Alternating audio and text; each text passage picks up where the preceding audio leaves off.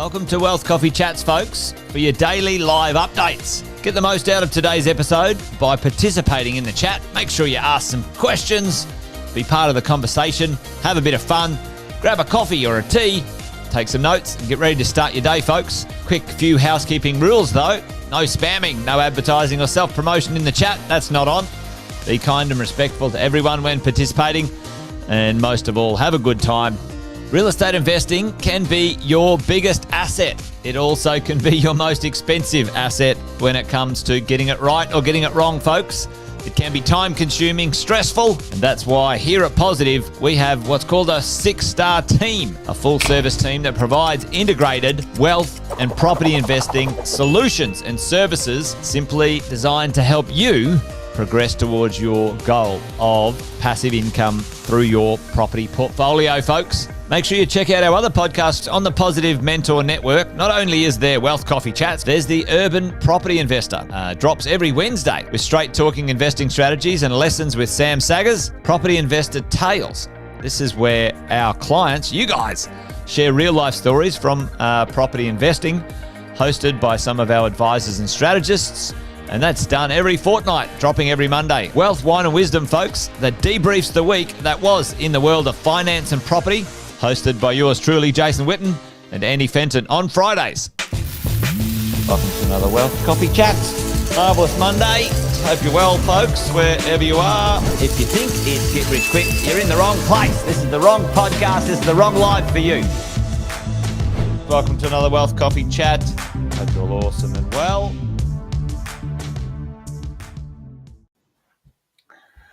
Hey, good morning, folks. Welcome along, Wealth Coffee Chats on a Thursday, 10th of October. Hope you're well, folks, wherever you are. Already got one or two of you on already, which is good news. Early bird gets the worm, they say. Kevin, how are you, mate? Good to see you. Now, daylight savings, which is good. I suppose we've been there for a week, haven't we?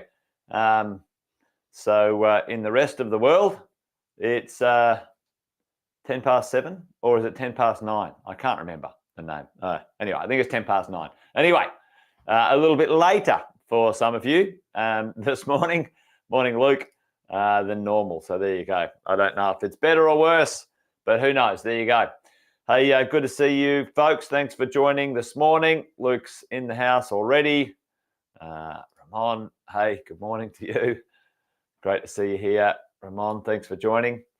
Hey, folks, while we're getting things a little bit warmed up, do the quick intros as we normally do. Jason Witten's my name. Most of you know that, though.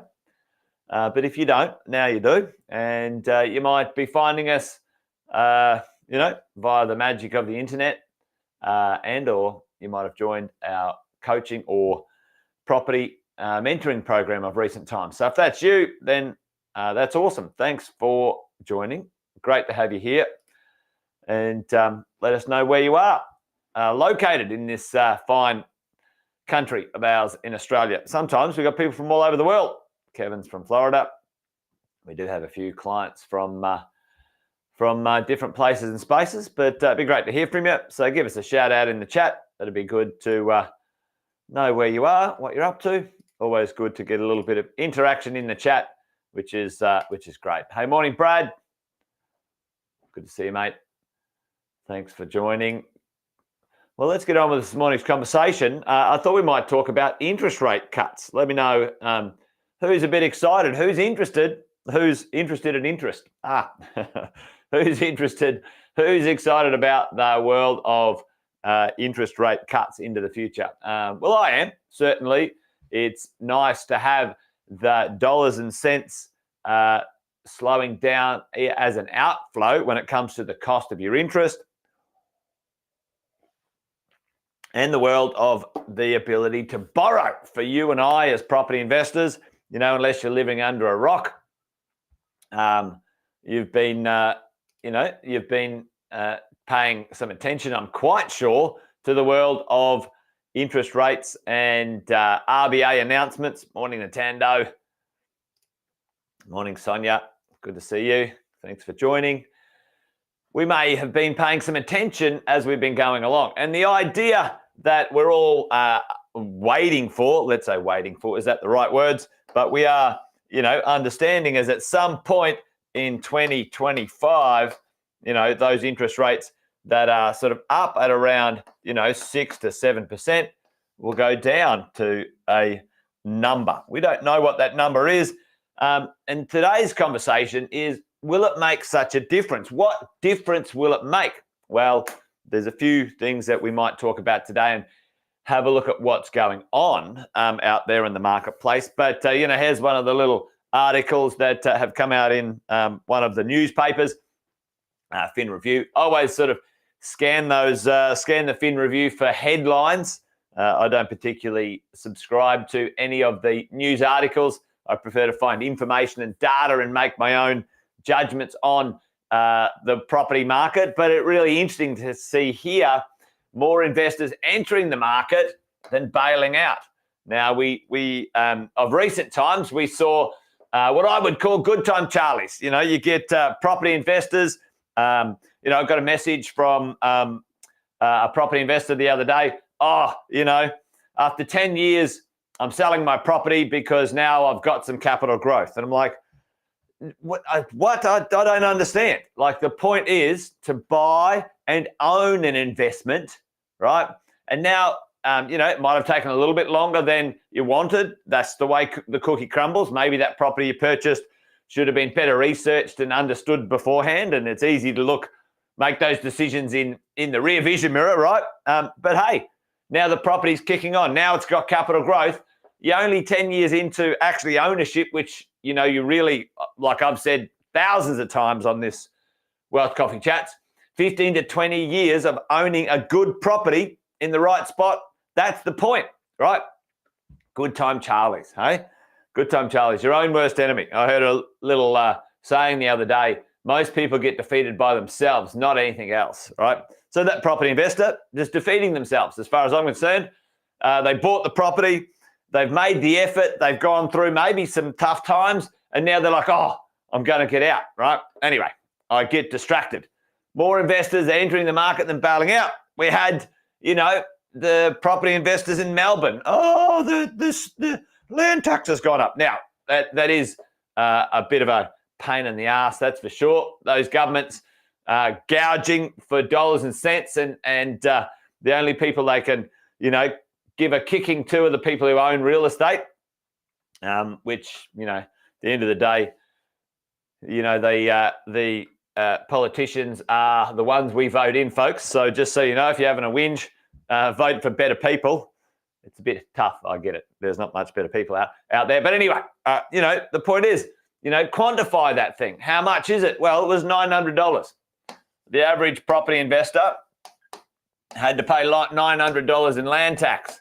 Now, I think that's ludicrous that they're gouging. However, this is the rules. This is the game we play, right?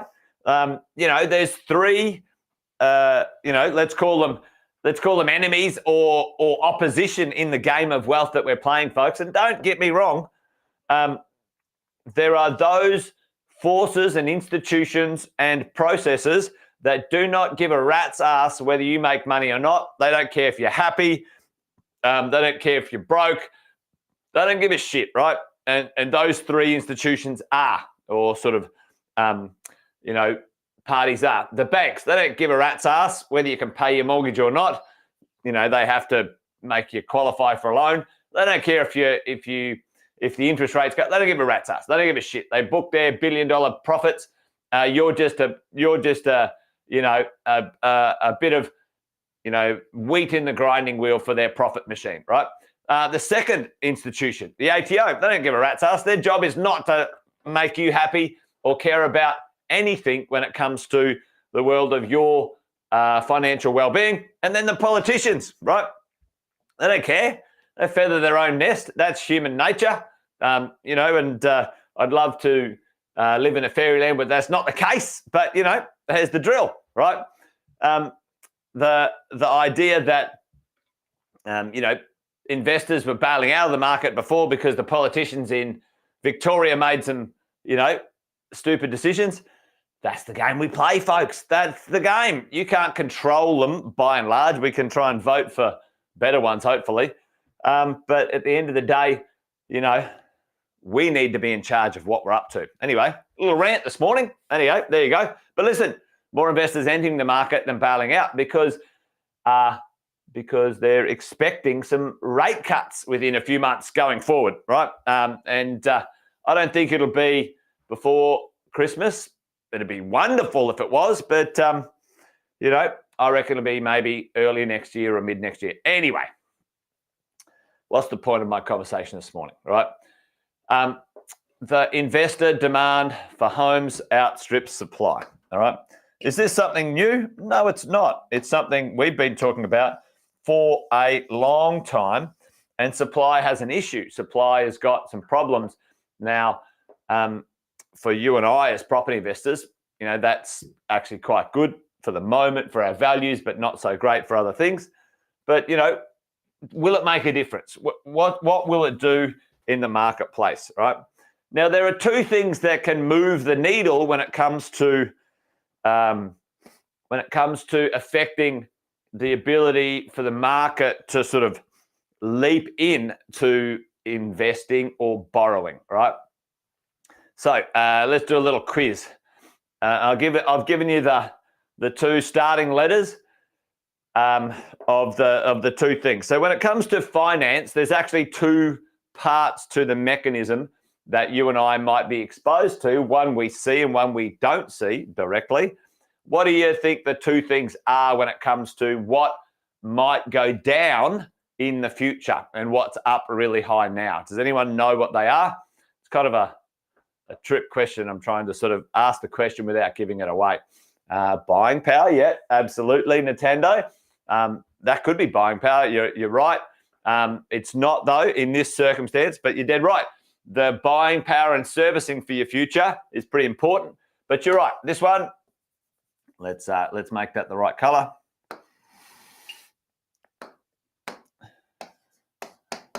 Rates, okay? Interest rates go down. Now, if interest rates go down, let's say you're paying 7%, and it goes down to 6%. The ratio of 7 to 6%, I don't know, it's probably around 15% drop in dollars and cents. Maybe I should have worked that out a bit earlier today, but 6 divided by 7, 15%, that's right. So it's a 15% reduction if it goes down 1%, right? Now, if your borrowing power is at this moment in time, if your borrowing power is like, 500 grand, so 500, $500,000 times by 1.15, or 500 grand times by 1.15 equals 575. Right. Now, for me and you, for me, I don't think that's going to make a massive material difference in those who are lower income earners. Okay, so let's talk about this as we go along. What's the other one? It's not buying power in this reference, but that's usually what we talk about, Nintendo, buying power and servicing.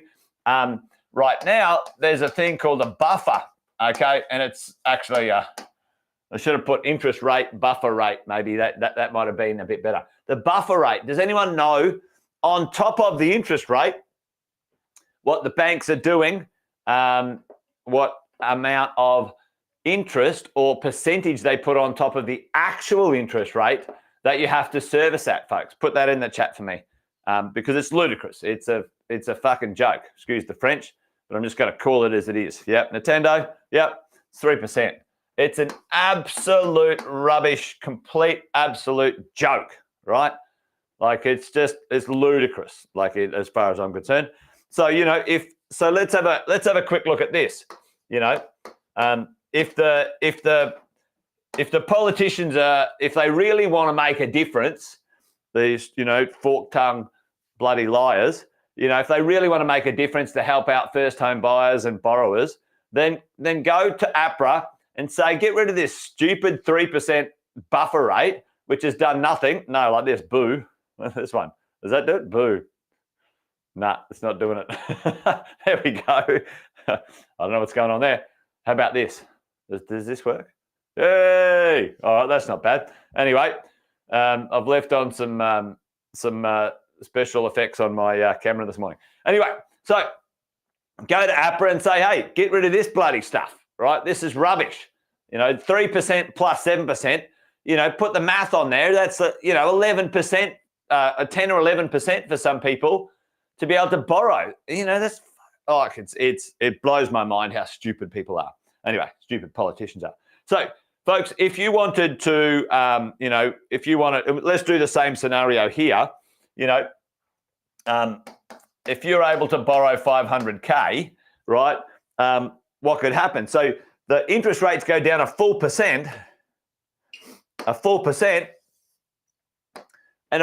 is probably a lot of interest rate cut, maybe even 1.5%. That might go up to 600, right?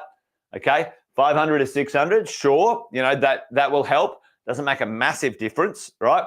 But let's do this. If you get the buffer rate down, so 500 would go to 550, and then down to 1% would go to 600.